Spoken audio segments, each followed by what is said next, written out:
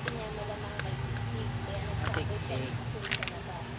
At parang wala mga anak naman ako, nakaramdam ako ng sobrang sakit sa mga aking gabi na. Kaya sinulog ako sa mga hospital. Sabi ng doktor, napipilitan daw ang silent operation. Dahil sa maliit daw ang sikitan ko, ay nauubos na ang kalasiyon ko. Bago ang ulo nagbabay, talo na ako. Sobrang daming karanasan, pero sobrang saya sa pakiramdam. Kita ko ang anak ko at makayakap ko. Okay na yan? Ha? Edit mo na lang. Edit. Ha? Edit na ng AI. Ha? Edit na ng AI. Paano nga edit yun? Tik-tik na lagay? Ayan, tik-tik. Paano na ano? Sasabihin ko lang, ayusin ang phone. Edit. Ang pananang pag-uundit ko sa'yo para para ayos ko na dito sa net. Tagawalat na siguro. Pangarap ang sabihin ko. Uy! Ito na namula sa yan siguro.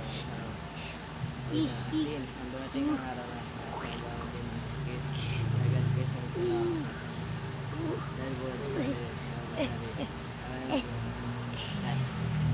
Dahil Bumasahin mo. Oh.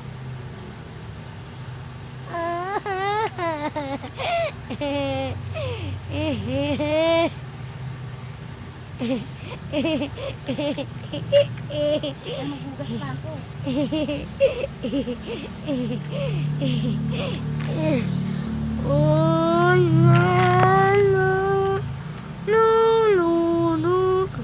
Wait lang guys.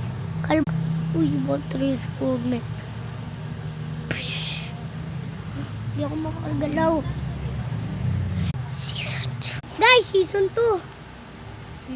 Siya, suturo tayo. Joplisan.